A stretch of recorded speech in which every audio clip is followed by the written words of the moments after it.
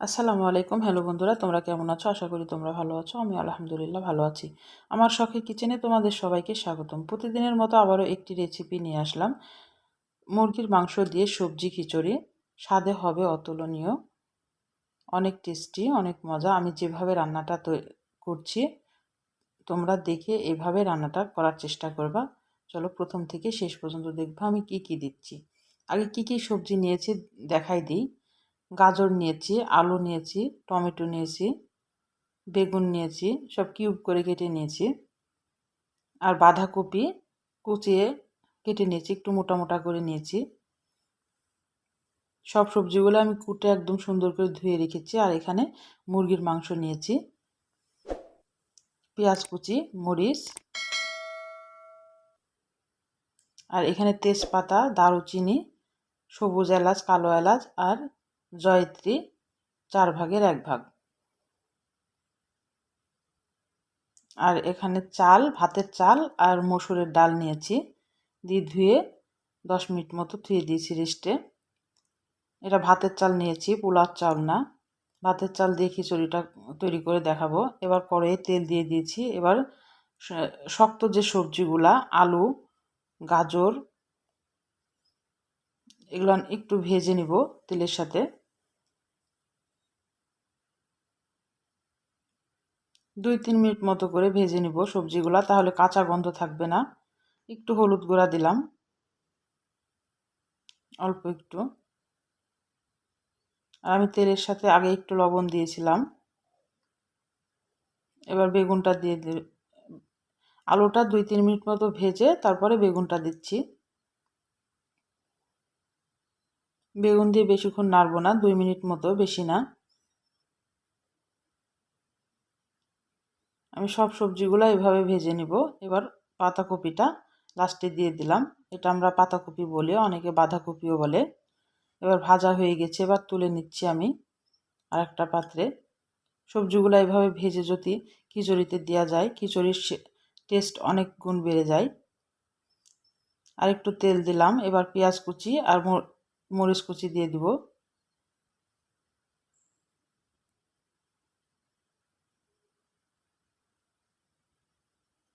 দিয়ে এবার একটু ভালোভাবে নেড়ে, হালকা, খুব লাল না, এবার এই গোটা গরম মশলাগুলো দিয়ে দিলাম।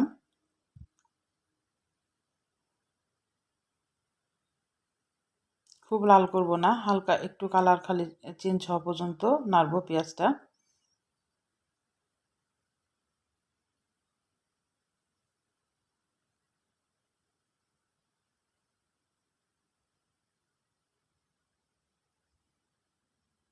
আমি যেভাবে খিচুড়িটা করছি এভাবে খিচুড়িটা একবার তৈরি করে খেয়ে দেখতে পারো, অনেক টেস্টি হয়।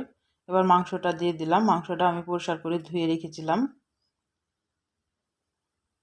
দিয়ে এবার পেঁয়াজের সাথে 1 মিনিট মতো ভেজে নিব। আমি একটা লেবুর অর্ধেকটা দিচ্ছি। আর স্বাদ মতো লবণ দিলাম। এই পর্যায়ে লবণটা দিলে মাংসের ভিতরে লবণটা একটু ঢুকবে।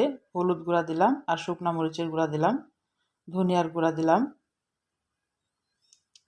আদা রসুন বাটা, জিরা বাটা,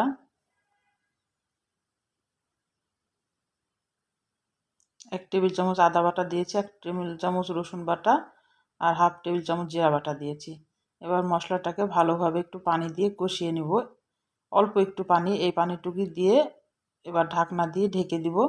মিডিয়াম আঁচে মাংসটা একটু কষিয়ে নিব ভালো করে।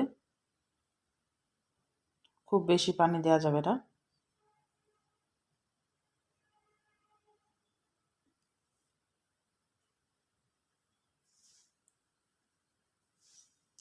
ঢাকনা দিয়ে ঢেকে দিলাম। এবার মাংসটাকে একটু কষিয়ে নিয়ে আমি 1 টেবিল চামচ সয়া সস দিলাম। এটা তোমরা ইচ্ছে হলে দিবা, না হলে না।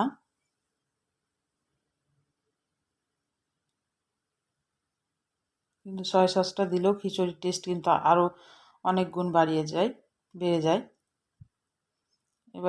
এবার মাংসটা আমার কষানো হয়ে গেছে।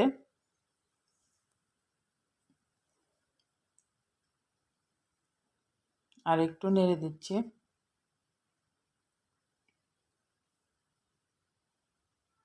এবার চাল আর ডালটা দিয়ে দিলাম। এবার চাল আর ডাল ভালোভাবে মাংসের সাথে একদম ভাজা ভাজা করে নিব। জালটা কিন্তু এখন মিডিয়ামে আছে, জোরে দেওয়া যাবে না। এবার ভাজা হয়ে গেছে, এবার পরিমাণ মতো পানি দিয়ে দিলাম, চাল ডাল সিদ্ধ হওয়ার মতো। আর এটা একদম ঝরঝরে খিচুড়ি করব না, আমি একটু নরম নরম রাখবো, যেহেতু সবজি দিব তো এই কারণে একটু নরম করে রাখবো খিচুড়িটা। খুব পাতলাও না, কিন্তু এমনি নরম হবে খিচুড়িটা। আর আমি যেভাবে খিচুড়িটা তৈরি করছি একবার তোমরা করে দেখতে পারো, দিয়ে আমাকে একটা ছোট্ট কমেন্ট করে জানাতে পারো যে আসলে কেমন হয়েছিল। আমি যেভাবে করছি সেভাবেই করবা। এবার আমি সবজিটা আগে অ্যাড করিনি, এই কারণে অর্ধেক চালটা সিদ্ধ হওয়ার পর সবজিটা অ্যাড করব, কারণ সবজি এমনিতে ভেজে একটু সিদ্ধ হয়ে আসে, প্রথমে দিলে একদম গলে যাবে। এই কারণে অর্ধেক যখন ফুটে আসলো তখন আমি সবজিটা অ্যাড করলাম। আর মটরশুঁটিটা তোমাদের দেখাতে মনে ছিল না, মটরশুঁটি দিলাম 1 মুঠ, গরম মশলার গুঁড়া দিলাম, আর কিছু কাঁচামরিচ দিলাম। কাঁচামরিচ তোমাদের ইচ্ছে হলে আর দিবা, আমি দিলাম। এই খিচুড়িতে একটু ঝাল ঝাল হলে বেশি ভালো লাগে। এবার ঢাকনা দিয়ে ঢেকে দিব, একদম মিডিয়ামের চাইতে আর একটু কমে, মানে লোয়ের মাঝামাঝি। এখন আর জোরে জাল দেওয়া যাবে না। আর প্লিজ আমার রান্নাগুলো যদি তোমাদের ভালো লাগে আমার চ্যানেলটাকে সাবস্ক্রাইব করে দিও, একটা লাইক দিয়ে রান্নাটা দেখা শুরু করার, ছোট্ট একটা কমেন্ট করে জানাও আমার রান্নাগুলো কেমন লাগে। আমি এখানে টমেটো কুচি দিয়ে দিলাম। টমেটো কুচি সব লাস্টে দিবা, যখন একদম খিচুড়ি দমে দিয়ে দিব তখন টমেটো কুচিটা দিতে হবে, আগে টমেটো কুচি দেওয়া যাবে না। এখন 10 মিনিটের জন্য দমে দিয়ে দেবো একদম লোয়ে।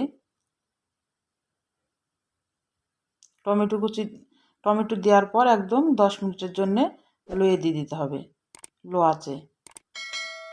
আগে টমেটো দেওয়া যাবে না, নাহলে টমেটো একদম গলে একদম ভর্তা হয়ে যাবে। আর আমি একটু নরম রাখবো বললাম, এই যে খিচুড়িটা আমি একটু নরম রেখেছি। এই যে আমার ফাইনাল লুক খিচুড়ির। আমার খিচুড়ি হয়ে গেছে, পরে আর একটু টেনে যাবে ঠান্ডা হয়ে গেলে। তাহলে আজকের মতো বিদায় নিচ্ছি, তোমরা সুস্থ থাকবা, ভালো থাকবা। আবার কোনো নতুন রেসিপির সাথে হাজির হব।